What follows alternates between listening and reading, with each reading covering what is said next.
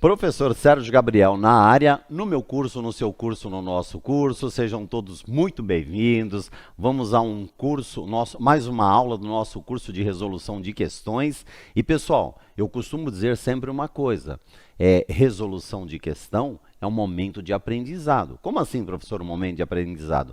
Além de ser um momento onde você aprende o aspecto do conteúdo, do direito material, direito processual, dependendo daquilo que está sendo cobrado na questão, você também acaba entendendo a questão que envolve a interpretação da questão, a análise dos detalhes da questão que possam eventualmente te auxiliar. Eu, particularmente, eu tenho uma sugestão bem interessante para vocês. Procurem, quando vocês estão analisando o enunciado da questão, verificar qual é o tema central, qual é o ponto central. Por que eu estou dizendo isso para vocês, pessoal? Porque muitas vezes os examinadores eles colocam alternativas que não guardam nenhuma relação com a questão, mas que têm aparência de ser algo correto. Pode até ser correto, mas não no contexto daquela ação. Então tomem muito cuidado com isso, tá certo? Vamos começar então a fazer aqui a análise de questões anteriores da prova para a gente poder entender isso? Vem aqui comigo, ó. Eu vou começar exatamente, estamos falando aqui do exame número 44, a prova branca que ocorreu na prova. Então, vamos começar lá. No contrato de sociedade em conta de participação, firmado entre o sócio ostensivo, vou até grifar aqui para vocês, pessoal. Nossa questão é sobre sociedade em conta de participação. Firmado entre o sócio ostensivo e 4 sócios participantes. Não há cláusula dispondo sobre admissão de novos sócios. Diante da omissão, assinale a afirmativa correta. Então, pessoal, primeira coisa importante aí para a gente entender. O nosso tema central aí no caso é sociedade em conta de participação. O que é a sociedade em conta de participação que vem prevista lá no artigo 991 do Código Civil, pessoal? Sociedade em conta de participação é uma sociedade não personalizada. O que quer dizer sociedade não personalizada? Ela não vai formar uma pessoa jurídica, composta por pelo menos um sócio, que é chamado de sócio ostensivo. Esse sócio ostensivo pode ser uma pessoa física, pode ser uma pessoa jurídica, e ele é chamado de ostensivo, pessoal, porque é ele quem vai praticar a atividade empresarial. E o ou os demais sócios são chamados de sócios participantes, também chamado pela doutrina de sócio oculto.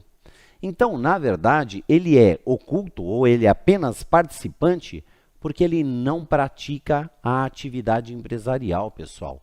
Ele apenas participa com direitos e obrigações que são previstos nesse contrato e que, tecnicamente, é chamado de contrato de gaveta. Professor, dá só um exemplo para a gente entender essa sociedade em conta de participação. Então, vou dar um exemplo para vocês, pessoal. Vamos imaginar que eu sou um construtor e eu quero construir um prédio, mas eu não tenho dinheiro suficiente para construir esse prédio. Aí eu chamo algumas pessoas para serem meus sócios participantes, para comprar uma cota de investimento para a construção desse prédio. E como vai se dar a remuneração do dinheiro deles?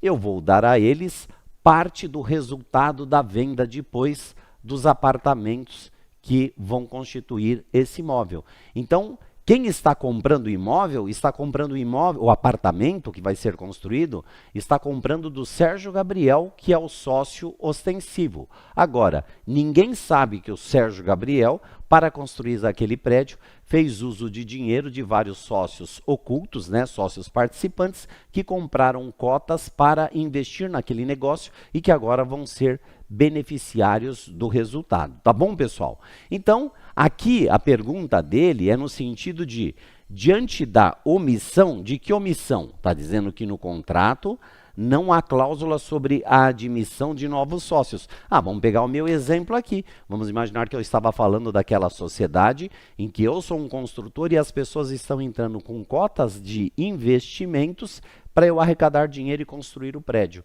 Então, o nosso contrato, ele tem uma omissão e ele não diz se eu tenho a liberdade ou não de trazer novos sócios. Quando o contrato não diz, pessoal, o que vai a lei dizer? Provavelmente a nossa pergunta é em torno disso. Então, vamos analisar as alternativas, pessoal. Olha lá, ó. Alternativa A é defeso. Cuidado com isso, né, pessoal? Lembra que é defeso significa que é proibido. Então, ele está dizendo lá, é defeso ao sócio ostensivo admitir novo sócio sem o consentimento expresso ou tácito dos demais sócios, sendo tácito o consentimento se eles não se opuserem nos 30 dias seguintes ao ingresso do novo sócio.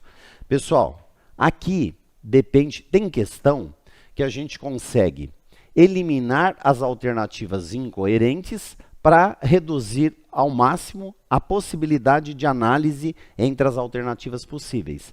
Mas tem determinadas questões que o conhecimento técnico e básico da matéria, eles acabam sendo importantes para isso. Então, de antemão, eu já vou antecipar para vocês. O legislador prevê que o contrato sendo omisso, há a necessidade de consentimento expresso dos demais sócios. Caso o contrato dispusesse de forma diversa, vale o contrato, mas na omissão do contrato, precisa de consentimento expresso. E aqui a alternativa A, como ela prevê também a possibilidade de contrato tácito, então nós já vamos jogar fora a alternativa A.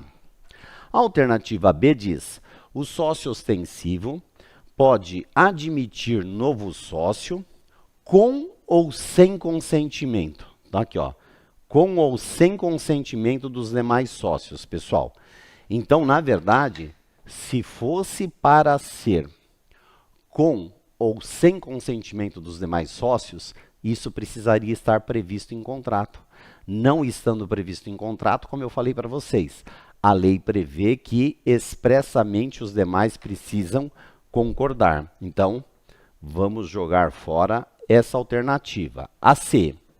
É defeso ao sócio ostensivo admitir novo sócio sem o consentimento expresso dos demais sócios. Vamos segurar, pessoal, porque aparentemente essa alternativa está correta. E a D. O sócio ostensivo pode admitir novo sócio com o consentimento da maioria. Não, lembra que eu falei para vocês, pessoal? Por determinação do legislador, precisa, na verdade, de consentimento expresso. Então, logo, só sobrou como alternativa correta exatamente aquilo que diz a lei, gente. Então, olha lá, ó. É defeso ao sócio ostensivo admitir novo sócio sem o consentimento expresso dos demais sócios. É exatamente a previsão do artigo 995 do Código Civil. Perceberam? Mas veja, pessoal, para eu anular as alternativas dessa questão, eu precisei de um detalhe do conhecimento técnico. Qual era o detalhe do conhecimento técnico? Saber que, quando o contrato é omisso, eu preciso do consentimento expresso dos demais sócios. Então, sem essa informação, eu não conseguiria chegar à alternativa correta e tampouco conseguiria eliminar as alternativas erradas. Então, essa é uma questão, né, na época, quando isso caiu no exame 44, né, na época eu reputei como sendo uma questão de complexidade difícil, tá? Mas que a gente precisa estar preparado para isso. Bora para mais uma questão, pessoal? Então, bora lá, ó. Olha lá. É a questão número 48 agora, do exame número 44, e vai falar lá, ó. Santa Aceguá, administradora e sócia da Mercearia Cerro Branco Limitada, para saber os efeitos que a falência, então aqui ó, nosso tema central, para saber os efeitos que a falência de um dos seus devedores, o empresário Júlio Cidreira, terá em relação ao seu crédito, consulta você como advogado, assinale a opção que apresente corretamente sua orientação. Bom, então veja que nesse caso, o enunciado não nos dá nenhum indicativo do que efetivamente a gente vai trabalhar aqui. Eu apenas sei que o tema central é falência e que dentro de falência ele quer saber, e aí a gente vai apurar lá entre as alternativas, sobre efeitos da falência. Então, vamos dar uma olhada nas alternativas para a gente poder entender o que o examinador espera da gente. Então, bora lá, pessoal. Alternativa A. A falência opera a novação de créditos, então deixa eu grifar aqui a palavra novação, dos créditos quirografários existente na data da decretação, que serão pagos até o limite de 25% do seu valor, exceto se o ativo apurado for superior para garantir o pagamento integral a outras classes de credores. Então, pessoal, ó, observação número 1. A questão está tratando de falência, ele está pedindo para a gente verificar efeitos da falência e a alternativa A está trazendo como um efeito possível que quem é credor quirografário só vai receber 25% dos seus créditos. Ó, tem até uma lógica que vocês podem usar aí por trás e que não tem nada a ver com o direito. Você é credor de uma empresa falida. Se a empresa teve a falência decretada, não importa qual é a natureza do seu crédito, pode ser tributário, pode ser trabalhista, pode ser qualquer natureza, pessoal. Não existe outro lugar para você tentar receber o seu crédito a não ser o processo de falência. Então, o processo de falência é o último lugar onde o credor de uma empresa que teve a falência decretada vai tentar, porque em falência não tem dinheiro para todo mundo, vai tentar receber o seu crédito. Ora, pessoal, então pera um pouco. Se é o último lugar que você tem para receber o seu crédito, não dá outro possível. Vai existir, então, uma classe de credores que não terá direito a receber o valor integral do seu crédito, porque essa questão está dizendo que o quirografário só vai poder receber 25% do seu crédito. Não faz nenhum sentido, pessoal. Todos os créditos serão habilitados no seu valor integral dentro da falência. Se todos vão conseguir receber é uma outra coisa, mas todos vão ser habilitados integralmente. Então, por conta desse limite de 25% que ele colocou aqui na alternativa A, a gente já pode jogar fora a alternativa A, tá bom? Vamos para a alternativa B, pessoal? A falência produz o vencimento antecipado das dívidas do falido, com o abatimento proporcional de juros e converte todos os créditos em moeda estrangeira para a moeda do país pelo câmbio do dia da decisão judicial. Então, ó, olha a coerência que tem nessa questão. Primeiro, ele está falando que a falência gera o vencimento antecipado das dívidas. Porque vamos pensar o seguinte, você é credor de uma empresa e você tem 6 parcelas para receber, uma daqui a cada 30 dias, e vamos imaginar que depois da data que foi decretada a falência. Ora, se foi decretada a falência, se a empresa não vai existir mais, você vai precisar esperar vencer a dívida para você poder habilitar o crédito? Não. Então, tudo que tem vencimento futuro, ou seja, vencimento após a data da decretação da falência, vão ter a antecipação do vencimento. Mas espera aí, se vão ter a antecipação do vencimento, e no cálculo de cada parcela já tinha juros, nós vamos ter que abater os juros, porque a gente está abreviando o vencimento. Então, é a segunda parte, fala no abatimento de juros. E a terceira parte, vocês estão vendo, é que ele está falando que se tiver crédito em moeda estrangeira, ele vai ser convertido para reais, né, no dia da decisão que decretou a falência. Então, pessoal, essa alternativa, eu já vou antecipar para vocês, ela está coerente. Já já eu mostro o fundamento dela. Vamos para a C, pessoal. A C fala, a falência determina a suspensão da prescrição a partir da data da decretação da falência, sendo retomado o curso do prazo a partir do trânsito em julgado da sentença de encerramento. Não, peraí. Parou, suspendeu a prescrição das dívidas, porque agora as dívidas viram todas para dentro do processo da falência, e aí eles estão falando, quando transitar em julgado a decisão que decretou a falência, volta a contar o prazo prescricional. Não, pessoal, não volta, porque agora os créditos já foram todos habilitados dentro da falência, então não tem mais prazo prescricional. Habilitou, não mexe mais naquele crédito. Então, consequentemente, aqui tem uma pegadinha nessa questão. Alternativa D de dado. A falência acarreta a suspensão das execuções pelo prazo de 180 dias. Isso é verdade, pessoal. Tanto a decretação da falência quanto a decisão de processamento da recuperação judicial suspende todas as obrigações pelo prazo de 180 dias. Então, processos judiciais que estão em fase de conhecimento, uma ação indenizatória, uma ação trabalhista, eles vão ter curso normal. Então, o que será suspenso por 180 dias? Processos em fase de cumprimento de sentença, processos em fase de execução, esses é que serão suspensos. Por que eles precisam ser suspensos, pessoal? Porque depois eles vão ter que fazer a habilitação dentro do próprio processo de falência, tá bom? Aí ele continua aqui, ó. Vão ser suspensos por 180 dias, contato da data da decretação, prorrogável por uma única vez. Ora, pessoal, por que prorrogar o prazo na falência? Suspende por 180 dias, todo mundo habilita aqui e agora está valendo o crédito aqui dentro. Só existe prorrogação desse prazo de suspensão na recuperação judicial, porque se em 6 meses não acontecer assembleia de credores, pode prorrogar por mais 180 dias até que venha a ocorrer a assembleia. Agora, na falência, não. A suspensão é só para que os créditos venham ser habilitados dentro do processo de falência. Então, por uma questão de lógica, essa questão também tem que ser eliminada. Logo, a resposta correta é mesmo a alternativa B. E essa previsão, pessoal, da alternativa B, da antecipação de créditos e abatimento proporcional de juros, está no artigo 77 da Lei de Falência e Recuperação, que é a Lei 11.101 de 2005. Tá certo? Bora para a próxima questão, pessoal? Então, bora lá. É a questão número 49 da prova 44.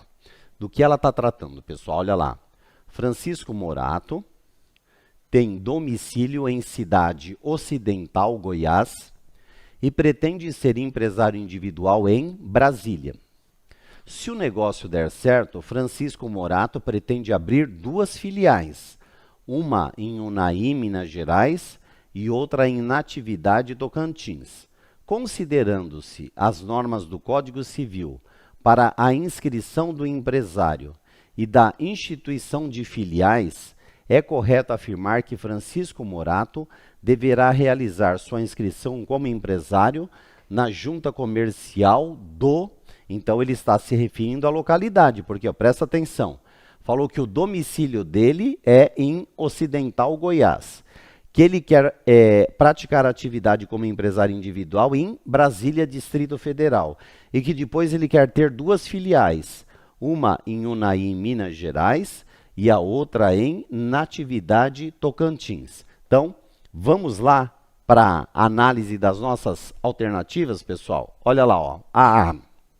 Então, deve ser registrado no estado de Goiás, tendo como referência a cidade do seu domicílio. Então, pergunta, pessoal, a empresa é registrada no estado de domicílio do empresário? Não, pessoal. Qual é a regra? A regra está no artigo 967 do Código Civil. O que determina o artigo 967 do Código Civil, pessoal? A empresa deve ser registrada antes do início da sua atividade no Registro Público de Empresas Mercantis, que a gente já sabe que é a cargo da junta comercial, no local da sede de sua administração. Então, consequentemente, se ele pretende praticar a atividade em Brasília, Distrito Federal, então o registro não será no estado de Goiás, como prevê aqui essa questão. Aqui a gente nem tem que olhar as filiais, né? Porque vocês viram que, além da sede, ele vai ter duas filiais, que é Unai e Natividade. Mas aqui a gente nem precisa olhar. Então, só por já ter falado que eu vou ter que registrar a empresa em Goiás, eu já vou jogar a alternativa fora, não é isso? Agora, a segunda fala que eu vou registrar no Distrito Federal, tá certo, que tem como referência a sede da sociedade. E com relação às filiais, uma vai ser registrada em Minas Gerais, Unai, e a outra vai ser registrada em Tocantins. Então veja que aqui tudo está correto. Mas vamos analisar as outras duas, pessoal. Olha lá, ó. Estado de Goiás novamente, mas como ele pretende ter sede em Brasília, no Distrito Federal, então a gente já vai jogar fora também a alternativa C. E a D, Distrito Federal, tendo como referência a sede da sociedade, correto, Brasília. E com relação às filiais, na mesma junta comercial por ser o local da sede. Não, pessoal. Deixa eu explicar uma coisa para vocês sobre filial. Todos vocês sabem que filial não é uma nova empresa. Filial é a mesma empresa original que a gente acaba chamando de extensão da empresa matriz. Então, olha lá, eu registro a matriz, ela vai ter um número principal do CNPJ, depois vem o /0001, traço e um dígito verificador. Então, vocês vão ver que o número principal do CNPJ vai ser o mesmo nas três unidades. Na matriz, que é Brasília, né, que é Distrito Federal, e nas duas filiais, que uma vai ser em Goiás e a outra vai ser em Minas Gerais. Então, o que eu tenho que fazer? Eu registrei a matriz lá no Distrito Federal. Se amanhã ou depois eu abrir uma filial em Minas, o que eu tenho que fazer? Eu tenho que ir na junta comercial do Distrito Federal, onde eu tenho a minha matriz, eu tenho que comunicar a abertura da filial lá de Goiás ou de Minas Gerais e lá na junta comercial de Goiás para a filial de Goiás, de Minas Gerais para a filial de Minas Gerais, eu tenho que efetuar também o registro. Então, quem consultar o registro lá de Minas vai saber que ali é uma filial e que a matriz está no Distrito Federal. Quem consultar na Junta Comercial de Goiás vai ver que ali é uma filial e que a matriz é no Distrito Federal. Quem consultar o registro no Distrito Federal vai ver que ali é a matriz e que tem uma filial em Minas Gerais e que tem uma filial em Goiás. Então veja, está correta mesmo a alternativa B. E aí a aplicação se dá em dois artigos, pessoal. O 967, que vai falar do registro da sede, e o 969, que vai falar do registro das filiais. Então, pessoal, é correta mesmo a C, artigo 967 e 969 do Código Civil. Vamos para a última questão do exame número 44, pessoal? Então, vem comigo.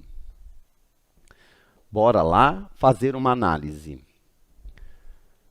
Questão número 50. Nízia Parnamirim realizou sua inscrição como microempreendedora individual, famoso MEI, e consultou você como advogado para saber o tratamento que lhe é dispensado pela Lei Complementar número 123 de 2006, Lei do Simples Nacional. Sobre a hipótese, assinale a opção que apresenta corretamente a sua resposta. Então, pessoal, aqui a gente já sabe que eu tenho como ponto central da questão a inscrição de alguém como MEI, microempreendedor individual. Algumas pessoas, olhando aí essa informação, que se refere à Lei Complementar número 123 de 2006, tratando essa lei como sendo a Lei do Simples Nacional, vai estranhar o que o MEI tem a ver com o Simples Nacional. Pessoal, na verdade, a Lei Complementar número 123 de 2006, além dela tratar do regime do Simples Nacional, né, que é a parte tributária da lei, ela trabalha com, na verdade, a 123 de 2006 é chamada de Estatuto da Micro e da Pequena Empresa. Então, é ela que vai definir quem é MEI, lá do artigo 18A ao artigo 18E da Lei Complementar número 123 de 2006, e vai também definir o que é o enquadramento como microempresa e o que é o enquadramento como empresa de pequeno porte. Os dois previstos lá no artigo 3º da mesma lei complementar, nos incisos 1º e 2º, respectivamente, tá bom? Mas a nossa pergunta aqui especificamente é sobre o tratamento que nós vamos dar para o MEI. Então, vamos lá, bora analisar agora as alternativas para ver o que ele vai falar especificamente sobre o MEI, que é o interesse dela em relação ao tratamento que ele vai sofrer. Então, bora lá, pessoal. Alternativa A. Nízia Parnamirim poderá utilizar sua residência como sede do estabelecimento, quando não for indispensável a existência de local próprio para o exercício da atividade. Bom, pessoal, toda empresa precisa ter uma sede. Sede, em tese, é o local de administração de uma empresa. E por que eu disse para vocês que toda empresa precisa ter uma sede? Porque hoje, se vocês pararem para pensar, nós temos dois tipos de empresa. Nós temos as empresas físicas, que trabalham em um ponto físico, em um determinado imóvel físico, e nós temos as empresas virtuais. Pessoal, não importa se eu tenho uma empresa física ou tenho uma empresa virtual, todas elas têm uma sede de administração. E é ali, inclusive, que se faz, eventualmente, citações e intimações judiciais.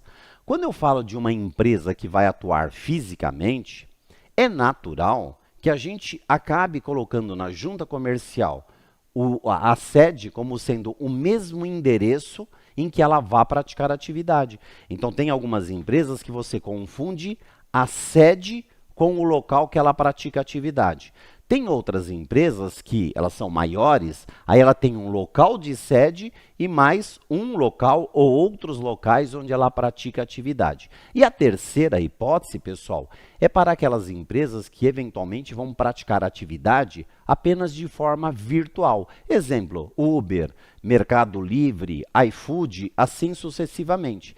Essas empresas que vão praticar atividade somente na forma virtual, normalmente quando nós estamos falando de médias e grandes empresas, ela vai precisar de um local estruturado para ela ter a sede da sua administração. Então, normalmente é adquirido um imóvel ou alugado um imóvel para isso acontecer. Agora, e se essa minha atividade virtual for uma pequena atividade? Eu não tenho a necessidade de ter um local. Ora, o próprio artigo 1042 do Código Civil, ele prevê que, se não houver nenhum impedimento da legislação municipal, ela pode ter a sede na própria residência do empresário individual ou do sócio da sociedade empresária, dependendo da forma como ela foi constituída, tá certo? Agora, o MEI, ele por si só, já tem essa característica de pequeno. Então, a regra dele, pessoal, é exatamente a mesma. Então, ele poderá utilizar como sede a residência do proprietário. Então, já já a gente fala no fundamento, mas essa alternativa está perfeita. Olha a B. Ela vai dizer, Nízia Parnamirim poderá manter sua condição de MEI, desde que a receita bruta oferida no ano calendário anterior seja de até 60 mil. Pessoal, esse número, na verdade, está errado. O número correto, ele é atual de R$81 mil, tá bom? Então, de antemão, já dá para a gente anular essa alternativa. A C. Caso Nízia Parnamirim queira alimentar seu estabelecimento, a eficácia do ato em relação a terceiros depende da averbação do contrato no Registro Público de Empresas Mercantis e de sua publicação. Pessoal, o MEI, justamente por conta de dificuldades econômicas, assim como as empresas enquadradas como microempresa ou empresa de pequeno porte, elas têm uma redução de obrigações de natureza empresarial. No caso do MEI, Uma das reduções é justamente não ter a obrigatoriedade de publicar os seus atos empresariais no Diário Oficial, porque para publicar, você paga a lauda de publicação, isso gera custo. E o MEI não tem custo, pessoal, não tem custo nem para registrar. Então, em razão aqui da determinação de publicação, a gente já sabe que essa alternativa precisa ser descartada. E a D de dado? A comprovação da receita bruta anual por parte de Nízia Parnamirim será feita mediante escrituração do livro caixa. Pessoal, eu não acabei de falar para vocês da redução das obrigações? Segunda redução das obrigações. Os MEIs, pessoal, não estão obrigados a manter livros empresariais, porque para isso ele precisaria ter um contador permanentemente e pagar mensalidade ao contador. Mas lembra que você deve, na prova, associar que o MEI é um empresário pobrinho. Então ele não tem condições de pagar as custas. Então, joga fora. Logo, a nossa alternativa correta é mesmo a A, pessoal. E aí, a previsão está no artigo 18A, parágrafo 25, pessoal, da Lei Complementar número 123 de 2006. Tá certo, pessoal? Empresarial é mais legal.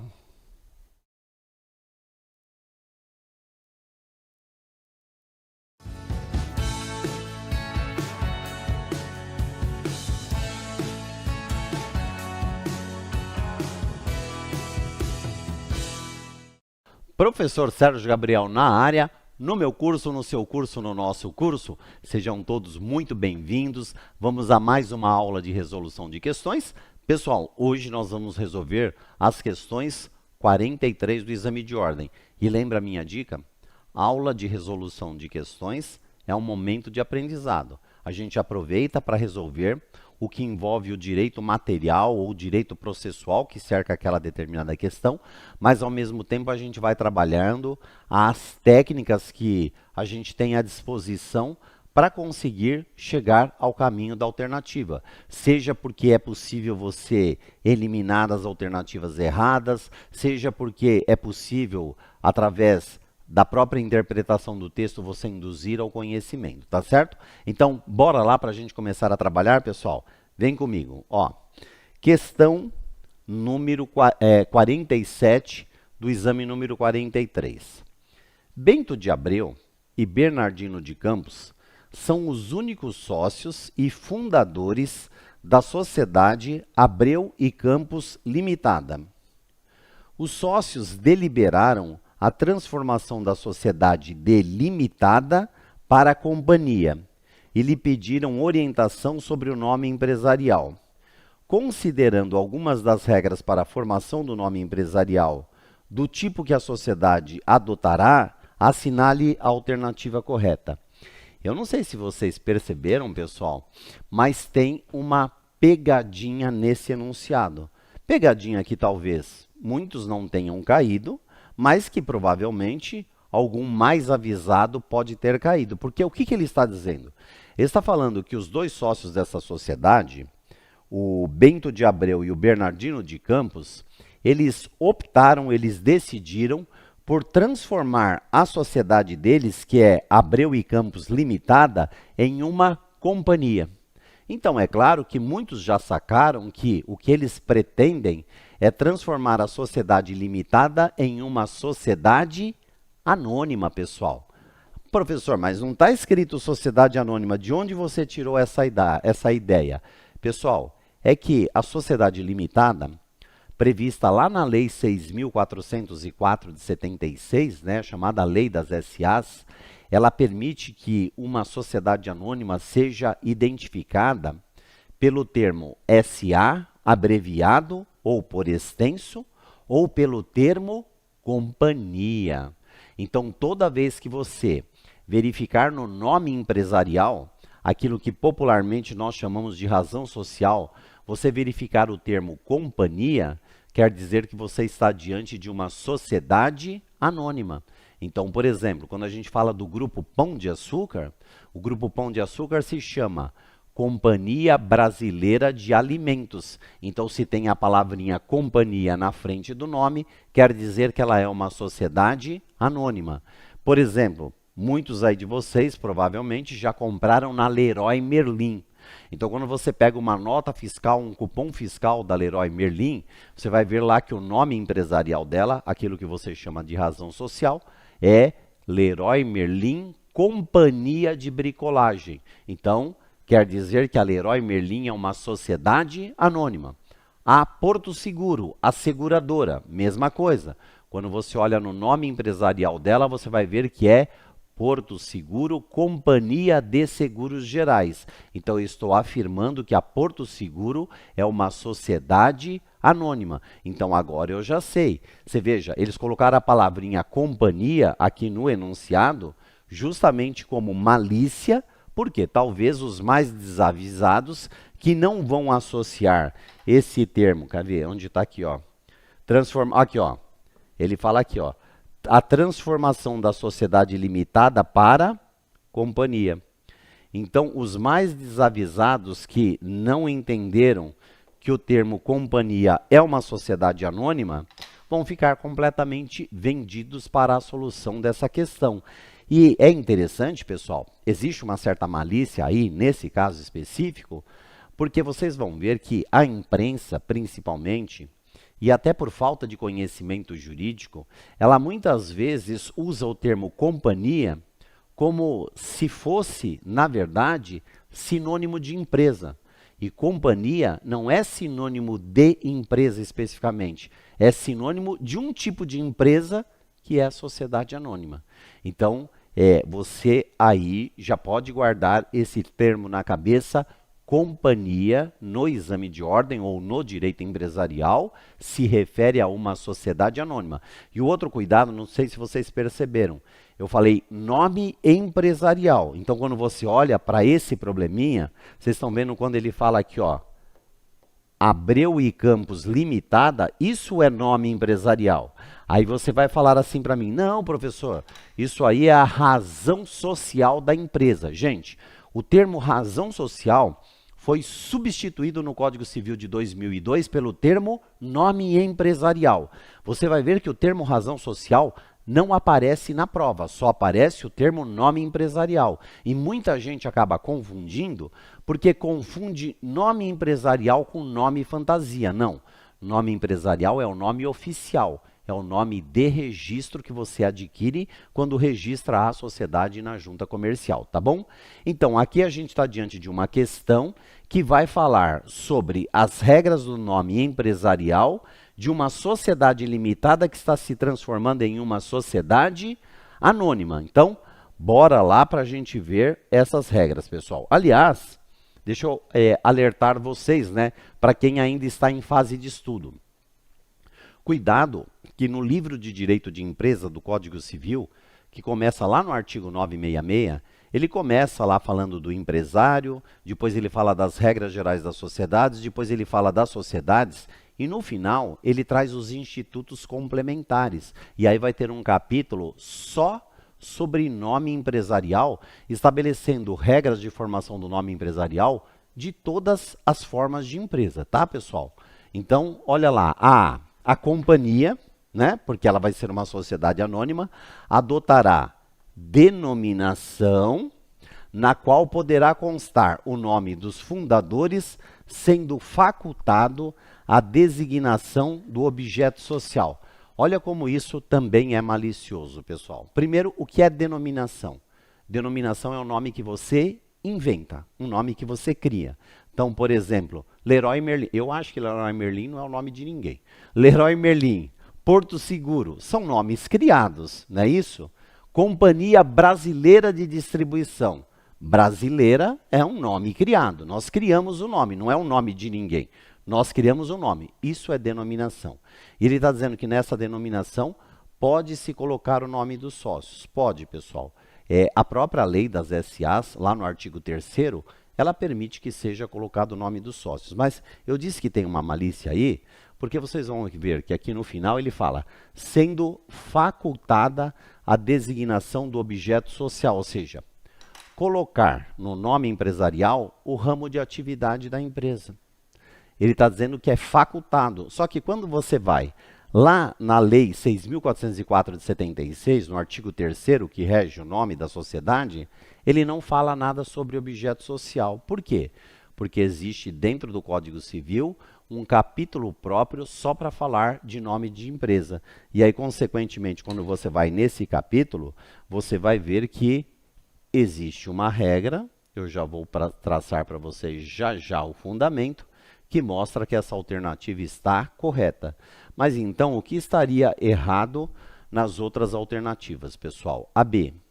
A companhia adotará firma. Lembra que firma é o nome pessoal do sócio, pessoal. Sendo formada por nome de fantasia a partir da escolha dos sócios. Não, não é firma, é denominação e não é nome fantasia, é nome empresarial. Então já pode jogar isso aqui fora. A companhia adotará a denominação, aí está correto, formado apenas pelo nome dos sócios. Bradesco é nome de sócios, Companhia Brasileira de Distribuição é nome de sócios, Leroy Merlin pode até ser que era, né? Mas nos demais casos não, então pode jogar fora isso aqui. A D, a companhia poderá adotar firma, que é o nome dos sócios, ou denominação, devendo ser mantido o nome antigo de Abreu e Campos. Não, eles não precisam manter o nome antigo, eles podem criar um nome novo. Então, consequentemente, joga-se fora essa alternativa e fica como alternativa a A, e essa compreensão vem no artigo 1160 do Código Civil, que é justamente aquele capítulo que eu falei para vocês, que traz as regras do nome empresarial para todas as empresas. Tá certo? Bora para mais uma questão, pessoal? Então, vamos lá agora para a questão 48 do exame número 43, gente. Então, Lucélia, Marília e Natividade constituíram uma sociedade empresária, ó, presta bem atenção que isso é importante, sem levar o documento escrito de constituição a qualquer registro. Eles não registraram essa sociedade, tá? Ficou estabelecido verbalmente entre as sócias que os atos sociais seriam praticados por Marília, no interesse comum.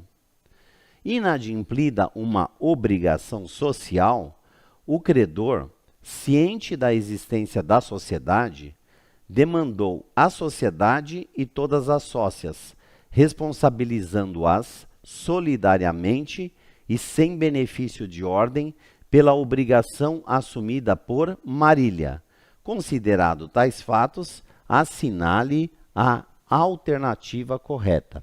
Então, pessoal, a primeira coisa que nós temos que entender aí é de que sociedade ele está falando. Ele está dizendo que foi constituída uma sociedade. São 3 sócias, né? Deixa eu ver aqui. São a Lucélia, a Marília e a Natividade. Elas constituíram a sociedade. Fica claro que elas fizeram um documento escrito, né? Um documento de constituição, portanto um contrato social. Só que elas não levaram esse contrato social a registro. Então, eu estou falando de uma sociedade em que o contrato social não foi registrado. E está dizendo aqui, ficou estabelecido verbalmente entre as sócias que os atos sociais seriam praticados por Marília, ou seja, que a empresa vai ser administrada apenas por uma das sócias, Marília. Então, a primeira questão é, diante de que sociedade nós estamos? Qual é a sociedade que é firmado por sócios e que o contrato social não é levado a registro? Então é só lembrar, pessoal, existem 2 sociedades despersonalizadas. O que são sociedades despersonalizadas? Aquelas que não foram registradas e que, portanto, não geraram a instituição de uma pessoa jurídica. Então, elas têm apenas uma sociedade de fato, não tem uma sociedade de direito. Tem 2 sociedades nesse sentido, pessoal. A do artigo 986, que é a do Código Civil, que diz que a sociedade em comum rege-se por essas normas, enquanto não registrado o contrato social. E tem a sociedade em conta de participação do artigo 991 do Código Civil. Só que no na sociedade em conta de participação, a atividade empresarial, ela só existe no nome de uma pessoa. Não é uma informação que consta aqui. Diz apenas que ela vai praticar os atos sociais, que a Marília vai praticar os outros atos sociais sozinhos. Mas não diz que a atividade será praticada em nome dela. Então, não dá para dizer que é uma sociedade em conta de participação. Logo, é uma sociedade em comum. Essa sociedade sem registro. Então, vamos analisar as alternativas, pessoal. Vamos lá, ó. A primeira, a o credor não poderia demandar a sua... porque vocês lembram, o enunciado termina dizendo que o credor, ele responsabilizou a sociedade de fato e as sócias que foram responsabilizadas solidariamente e está dizendo, e sem benefício de ordem. Professor, explica uma coisa para a gente, o que é esse tal de benefício de ordem? Benefício de ordem funciona assim, pessoal. Se existir patrimônio em nome da sociedade, primeiro tem que ser penhorado o patrimônio em nome da sociedade, só para depois pegar o patrimônio pessoal dos sócios. Por isso que chama benefício de ordem. Pela ordem, primeiro pega os bens da empresa, para depois pegar os bens dos sócios, tá bom? Então vamos analisar as alternativas. A. O credor não poderia demandar a sociedade em razão da ausência de personalidade jurídica. Pessoal, ele pode colocar lá o nome fantasia dela, sendo contudo possível exigir de todas as sócias solidariamente e sem benefício de ordem a obrigação assumida por Marília. Pessoal, tem um erro aqui. De fato, elas são solidárias, mas existe o benefício de ordem. Então, consequentemente, tinha que se respeitar o benefício de ordem. A A está errada. A B. O credor agiu corretamente ao demandar à sociedade, ainda que diante da ausência de personalidade jurídica, contudo, mesmo havendo solidariedade entre as sócias, Lucélia e Natividade possuem benefício de ordem. Então, aí sim, aí está correto. Mas vamos segurar essa alternativa para a gente ver as demais. A C. O credor está autorizado a demandar à sociedade diante da ausência de personalidade jurídica, como também poderá responsabilizar as sócias Lucélia e Natividade solidariamente e sem benefício de ordem. Não, pessoal, elas possuem benefício de ordem. Corta fora. A D. O credor está totalmente equivocado, pois a sociedade não poderia ser demandada. Não, eu posso demandar o nome fantasia, em razão da ausência de personalidade jurídica, e deve ser respeitado o benefício de ordem das sócias Lucélia e Natividade que não contrataram pela sociedade. Elas não contrataram, mas são solidárias. Joga fora. Então, pessoal, essa é mesmo a alternativa correta. E essa questão, pessoal, ela vem prevista no artigo 990 do Código Civil, ou seja, exatamente dentro do capítulo da sociedade em comum que a gente precisou identificar para que fosse possível, então, analisar essa questão, tá bom? Vamos para a próxima, pessoal? Bom, bora lá, ó. Agora é a questão número 49 da prova branca. Uma sociedade simples que adotou um dos tipos societários previstos no Código Civil, com sede em Guarapari, Espírito Santo, foi constituída por prazo determinado até 31 de dezembro de 2023. Sobre a situação da sociedade empresária, a partir de 1º de janeiro de 2024, assinale a afirmativa correta. Então, novamente, do que a nossa questão está tratando, pessoal? Já logo no início da questão ele fala, uma sociedade simples. O que é mesmo uma sociedade simples? Sociedade simples é uma sociedade com fins lucrativos, mas que não pratica uma atividade de natureza empresarial, pratica uma atividade de natureza civil. Então, tranquilo. É possível, então, a gente entender que nós estamos diante de uma sociedade simples. E aí o que ele quer? Ele está dizendo que essa sociedade foi constituída por prazo determinado. Na maior parte das sociedades, vocês vão ver que a regra é constituir a sociedade por prazo indeterminado. Mas isso é uma decisão dos sócios. Tanto que o artigo 997 do Código Civil, ele vai disciplinar exatamente que uma das cláusulas obrigatórias do contrato social é justamente o prazo de duração da sociedade, que pode ser determinado ou indeterminado. Nesse caso, eles acabaram escolhendo o prazo determinado, porque fala aí, ó, ela foi constituída por prazo determinado até 31 de dezembro de 2023. E é aí que vai interessar a nossa análise aqui. Sobre a situação da sociedade empresária, a partir de 1º de janeiro de 2024, ou seja, seria o primeiro dia depois do vencimento da data de duração dessa sociedade. Assinale a afirmativa correta. Então, é claro que muito provavelmente as nossas alternativas aqui, elas serão no sentido de perguntar sobre a questão que envolve uma sociedade que foi criada por prazo determinado, venceu o prazo e o que vai acontecer a partir do dia seguinte à da constituição dessa sociedade. Então, bora lá fazer a análise das alternativas, pessoal. Então, a alternativa A, ela continuará em atividade normalmente até que algum sócio ou credor requeira sua dissolução judicial nos 30 dias seguintes após o término do prazo de duração. Pessoal, veja que tem até uma lógica para você analisar efetivamente essa alternativa. Vocês notaram aqui um pequeno detalhe? Quando ele fala aqui, ó, ela continuará em atividade normalmente, ou seja, depois do vencimento do prazo, até que algum sócio, aí faz todo sentido, ou credor, requeira sua dissolução judicial. Então, peraí, pessoal. Um credor pode pedir a dissolução de uma sociedade? Não. Se eventualmente ele é credor e a empresa não paga para ele um determinado valor que está devidamente materializado em título de crédito, ele pode entrar com um pedido de falência dessa sociedade. Agora, pedir a dissolução, não. Somente sócios é que possuem legitimidade para pedir a dissolução de uma sociedade, tá, pessoal? Então, por conta desse termo credor, nós já vamos jogar fora a alternativa A. Veja que talvez, pessoal, isso numa leitura primeira de todo mundo, isso acaba passando de forma desapercebida, né? Mas vocês veem que é um detalhe que faz toda a diferença, porque permite você jogar uma alternativa fora. Então, se você tivesse que chutar agora, você já eliminou 25% de erro. Consequentemente, você ainda tem uma probabilidade grande de errar, mas você já diminuiu em 25%, tá? Bom, a B.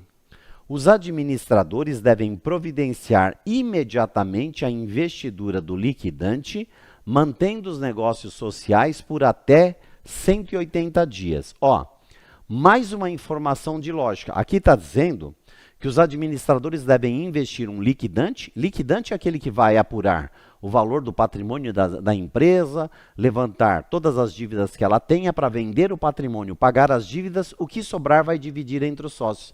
Mas está dizendo que esses liquidantes podem manter a atividade por mais 180 dias. Não pode não, pessoal. Se a gente pedir a liquidação de uma sociedade, a primeira coisa que os liquidantes vão fazer é encerrar contratos em andamento, ou seja, vão encerrar a atividade da empresa. Então, a gente também vai jogar fora essa alternativa, tá? Vamos para a alternativa C. A dissolução judicial da sociedade pode ser requerida por qualquer sócio devido, olha o detalhe, devido ao exaurimento do fim social. Professor, o que é esse tal de exaurimento do fim social que está aí na alternativa C? Veja que o nosso enunciado, ele não fala de fim social, ele fala do encerramento do prazo de duração, terminou em 31 de dezembro. Exaurimento do fim social seria dizer, a atividade que a empresa praticava não existe mais. Eu vou dar um exemplo que é até uma questão que já caiu na prova, pessoal. Caiu uma questão na prova de uma empresa que ela era uma sociedade de balsa. os sócios possuíam, acho, sei lá, 2 ou 3 balsas e eles faziam a travessia de um lado para o outro de um rio. Então era um serviço de transporte por balsa. E aí foi o governo e construiu uma ponte naquele rio. Ora, a partir do momento que construiu a ponte, o serviço de balsa ficou desnecessário. Então, exauriu o fim social, ou seja, aquela empresa não tem mais finalidade para praticar diante do que ela fazia ali atualmente. Veja que o nosso enunciado não discute sobre a atividade e o fim da atividade dessa empresa. Então, consequentemente, né, essa alternativa C, ela está totalmente fora do que está sendo discutido, de forma que sobrou, lógico, né, já vou adiantar, a própria alternativa D. E aí, olha o que diz o examinador. A sociedade reputa-se dissolvida em razão do vencimento do prazo de duração, salvo se, sem oposição de sócio, não entrar a sociedade em liquidação, caso em que se prorrogará por tempo indeterminado. Isso é verdade, pessoal. O que o legislador acaba prevendo lá no artigo 1033, inciso 1º, é que quando você constitui uma sociedade por prazo determinado, vencendo o prazo, qualquer sócio pode se manifestar no sentido de exigir a dissolução da sociedade. Caso nenhum sócio se manifeste no sentido da dissolução da sociedade, considera-se ela prorrogada por prazo indeterminado, pessoal. Então, na verdade, aqui está correta a alternativa D. E é exatamente a previsão do artigo 1033, inciso 1º do Código Civil. Tá certo, pessoal? Bora lá para a nossa última questão. É a questão de número 50 do exame 43. Itarana, Avícola e Abatedouro S.A. celebrou o contrato de, já vou até grifar o nosso tema aqui, contrato de alienação fiduciária de veículo automotores com o Banco Alegre S.A.